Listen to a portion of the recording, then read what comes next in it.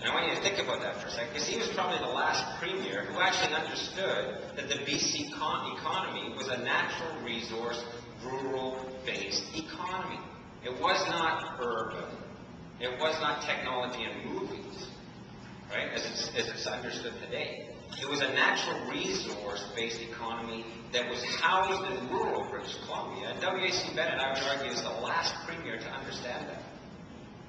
And I think since then, what we've been doing is living off of that legacy, the W.A.C. Bennett Dam, the roads, all of the agreements that drove sawmills and pulp mills into the interior. All of those things are a legacy of that time. That's now winding down, and we've had successive governments, right from Bill Bennett, Van der Zam, Harcourt, Clark, Campbell, who all think they understand the BC economy and think it's somehow housed in the Lower Mainland. And that's been a fundamental problem for us relative to what's happening now as the collapse of our rural resource-based economy occurs. Our agriculture industry is in desperate states, and if you bring those folks in and talk to you, they'll tell you they've been in hard times a lot longer than the forestry industry has been, and they're having a hard time getting that curved. Forestry now in a major fundamental restructuring, and I'll talk very briefly about mining having trouble getting off the ground because we haven't resolved land claims issues for First Nations. I was just in a prosperity meeting in Williams Lake. It turned into a brouhaha between the cowboys and the Indians, literally. Right? Tourism. We're trying to grow it desperately, but British Columbia, I don't know if you've heard rumblings about China. The Chinese who were out in Barkerville Wells meeting with folks out here, everybody's sort of saying, China, we get this preferred destination status from China, everything's cool. Well, one of the tour operators was asked, could they visit the Chinatown of Barkerville and be in Squamish that night for their next visit to Whistler the next day, right? There's a lack of understanding, and most of that strategy will be urban-based for some time, because the Chinese are not, it's going to take us a while to pull them out into rural British Columbia. So we need to figure out how to restart that engine. And I could go on at length and intend to. I'm heading to Victoria this afternoon after this and be down there through June. Intend to try and raise that level of that debate in the legislature again, because we really need to talk about what is the engine of our economy going forward. How do we reignite that natural resource economy confronted with what's going on in the world around us? And I think it's a good news story. I think it has huge potential for us, but I think two things have to occur. One, we need to embrace reality. We need to stop boosterism. We need to stop sticking our head in the sand and believe that somehow, if we just keep our head down and our butt up, everything's going to turn out okay, because it's not. In order for us to do what we need to do, it's going to take hard work, and it's going to take a realistic appraisal of where we're at. The second thing that has to happen is that we have to understand that British Columbians are the true shareholders of the natural resources of British Columbia, not the corporations who have access to it under license. We own the land base. We own the natural resources. And it is absolutely appropriate for us to say that British Columbians deserve benefit from that, including community benefit and job benefits.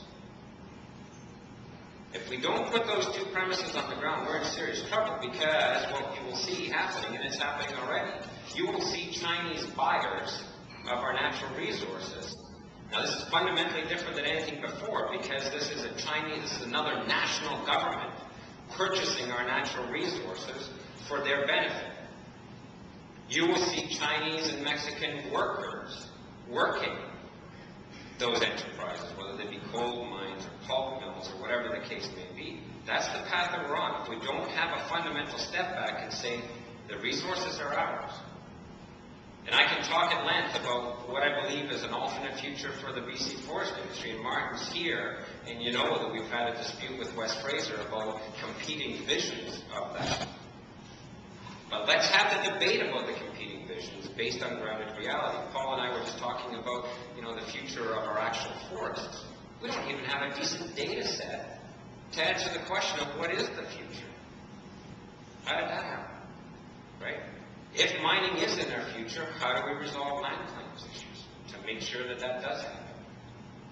If agriculture is in our future, how do we make that local, homegrown agriculture? What does that mean for any of you who have retail outlets here? How do we connect your retail enterprises with our local agriculture? And how do we drive that through regulation and governance? And one of the major players for us in today's world is the role that education is going to play. And I'm glad to see that we're going to get the presentation of second phase. You know, go Canada, go second phase. They're kind of linked together. But education is a big part of it, and if we can become a center for excellence in education and training, an agriculture center for excellence, whatever it looks like, is going to be a big part of it, and we need to reflect on what that means in terms of, you know, construction, trades, training, all of the things that we need to know. But we need to be willing to embrace reality, and I guess that's what I came here to say. I said, look, you know, we may have disagreements, and as your MLA, on some fundamental principles. But I'm not a partisan politician. I want to work with the Chamber of Commerce. I want to work with the City of Quesnel. I want to work with all of the organizations and entities and figure this out. And so to that end, and Darlene and I have already talked about it, and I've talked with West Fraser about it, what I'd like us to do is work together to have a session in Quesnel sometime May, June, after the big party's over and we get a sense of where we're going on the budget, which we'll see next week. But let's get some good people in here to tell us what our options and our opportunities are. My greatest fear, folks, is that we wake up one morning and we're the next Mackenzie. And any of you who are saying in your minds that that cannot happen, I can guarantee you the Mayor Mackenzie was saying that right up until 11:59:59. Right? So let's get ahead of the game. West Fraser's a good citizen in town. They've got good operations here. We've still got good operation capacity here. Let's take advantage of that time. Let's work together and figure out how we get our engine going on all 8 or 16 cylinders so that we can continue to have a viable future here that all of your businesses can operate. So thank you for your time. I know we're going to take some questions. Yeah, well, thank you very much. And if we have some time, we have questions for Mr. Bob, or Mr. Bob, we have a few minutes to one-on-ones.